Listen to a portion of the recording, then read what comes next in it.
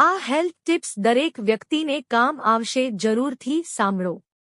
1. અઠવાડિયામાં 1 કે 2 વાર કારેલાનું શાક ખાઓ, તેનાથી ત્વચા સ્વચ્છ અને ચમકદાર બને છે। 2. દરરોજ સવારે ખાલી પેટે પલાળેલી બદામની છાલ કાઢીને ખાઓ અને તેના ઉપર ગરમ દૂધ પીવો, તેનાથી તમારી યાદશક્તિ તેજ થશે, તમારી આંખોની રોશની વધશે અને તમારા હાડકાં પણ મજબૂત થશે। 3. જેમની ત્વચા શુષ્ક હોય તેમણે નાસ્પતિનું સેવન કરવું જોઈએ। 4. જો તમને કબજિયાતની સમસ્યા હોય તો મગની દાળનું વધુ સેવન કરો। 5. એક જ વારમાં ક્યારેય પાણી ન પીવો, હંમેશા શાંતિથી બેસીને પાણીની પીવો। 6. વધુ પડતી ચા પીવાથી દાંત પર ખૂબ જ ખરાબ અસર પડે છે। 7. જે લોકોને અટકી પેશાબ આવતો હોય તેમણે કાચા મૂળાનું સેવન કરવું જોઈએ। 8. ફેટી લીવરના દર્દીઓએ દૂધનું સેવન ન કરવું જોઈએ। 9. કેરી ખાધા પછી લીલા મરચાંનું સેવન ન કરવું જોઈએ। 10. વધુ પડતા ચોખા ખાવાથી ડાયાબિટીસ થઈ શકે છે। 11. છાતીમાં દુખાવાની સમસ્યા હોય તો અજવાઈનની બાફ લેવાથી દુખાવામાં આરામ મળે છે। 12. જો તમે કોઈ રોગના શિકાર છો તો તમારા આહારમાં ઓછી બ્રેડ અને તાજા ફળોના રસનું વધુ સેવન કરો। 13. જે ઘરોમાં લીંબુના છોડ હોય ત્યાં મચ્છર ઓછા આવે છે। 14. કિસમિસનું સેવન કરવાથી ચહેરા પર ચમક આવે છે અને શરીરમાં લોહીની ઉણપ પણ દૂર થાય છે। 15. જો તમારી પાચનશક્તિ ખરાબ હોય તો બીટ ખાઓ, તેને ખાવાથી રોગપ્રતિકારક શક્તિ મજબૂત રહે છે। 16. જો તમને શરદીની સમસ્યા હોય તો દાડમની છાલમાંથી ચા બનાવીને પીવાથી શરદી ઝડપથી મટે છે। 17. જો તમે તમારા રંગને નિખાર અને ગોરો બનાવવા માંગો છો તો રાત્રે કાચા દૂધની મલાઈથી તમારા ચહેરાની મસાજ કરો અને સવારે તમારા ચહેરાને ધોઈ લો, આ તમારા રંગને ખૂબ જ જલ્દી સાફ કરવામાં મદદ કરશે। 18. તમારા ચહેરાને 7 દિવસ સુધી ઉકાળેલા ચોખાના પાણીથી ધોઈ લો, તેનાથી ચહેરાનો કાળો રંગ સફેદ થઈ જશે અને કરચલીઓ પણ દૂર થઈ જશે। 19. કાચી કેરીની છાલનો ઉકાળો બનાવીને 1 ચમચી 2 દિવસ સુધી પીવાથી પેટના કીડા મરી જાય છે। 20. કાળી કિસમિસમાં ભરપૂર માત્રામાં આયર્ન હોય છે, તેને ખાવાથી વાળ ખરતા અટકે છે અને આંતરડાને સાફ રાખવામાં પણ મદદ કરે છે। 21. શેકેલું લસણ શિલાજીતનું કામ કરે છે, હકીકતમાં તેમાં એલિસિન હોય છે જે તમને શારીરિક નબળાઈથી બચવામાં મદદ કરી શકે છે। 22. જો તમારા વાળ વધુ ખરતા હોય તો એરંડાના તેલમાં થોડો મેથીના દાણાનો પાવડર મિક્સ કરીને તમારા વાળના મૂળમાં લગાવો, તેનાથી તમારા વાળ મજબૂત થશે। 23. ડાર્ક ચોકલેટ ખાવાથી ગળાના દુખાવામાં રાહત મળે છે। 24. હળદરને શેકી તેના પર મધ લગાવીને ચાટવાથી શરદીમાં રાહત મળે છે। 25. ગોળ સાથે ભાત ખાવાથી ઉધરસ અને ગળામાં ખરાશમાં રાહત મળે છે। 26. દીવામાં નાળિયેરનું તેલ નાખવાથી તે લાંબા સમય સુધી બુઝતો નથી। 27. કોળાને કાપીને તેને આંખો પર લગાવવાથી આંખોની રોશની વધે છે। 28. ચહેરા પરથી મેકઅપ દૂર કરવા માટે કાચા દૂધનો ઉપયોગ કરો, તેનાથી મેકઅપ સરળતાથી દૂર થશે અને ત્વચા પણ સારી રહેશે। 29.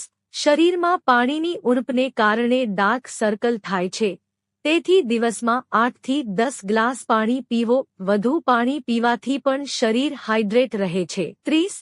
જે મહિલાઓને કમરના દુખાવાથી પરેશાન કરે છે તેમણે નારિયેળના તેલમાં લસણની 4 થી 5 કળી ઉમેરીને તેને ગરમ કરવી જોઈએ।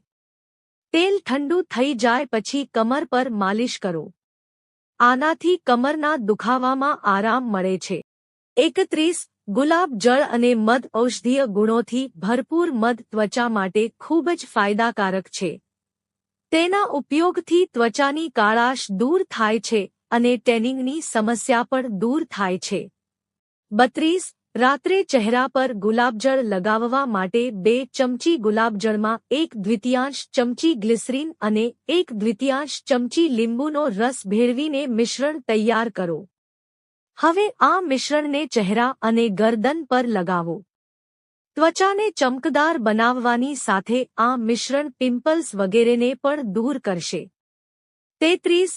ગરમ દૂધ એ એક પૌષ્ટિક પીણું છે જે પ્રોટીન, વિટામિન્સ અને ખનિજો જેવા જરૂરી પોષક તત્વો પ્રદાન કરે છે, શરીરને સ્વસ્થ રાખવામાં મદદ કરે છે. 34. ઘઉંને ભરો ત્યારે ખાસ ધ્યાન રાખો કે તેને ભેજ ન લાગે. ભેજના કારણે ઘઉંમાં ધનેડા જલ્દી પડી જાય છે. આ સિવાય ઘઉં ભરો ત્યારે તેમાં સૂકા મરચાં રાખી દેવા જોઈએ. સૂકા મરચાં ઘઉંના લોટમાં પણ રાખી શકાય છે, તેનાથી લોટ કે ઘઉંમાં ધનેડા પડતા નથી. 35. લીંબુના રસમાં વિનેગર મિક્સ કરી લોઢાના વાસણને સાફ કરશો તો ઓછી મહેનતે બધો જ કાટ નીકળી જશે. 36.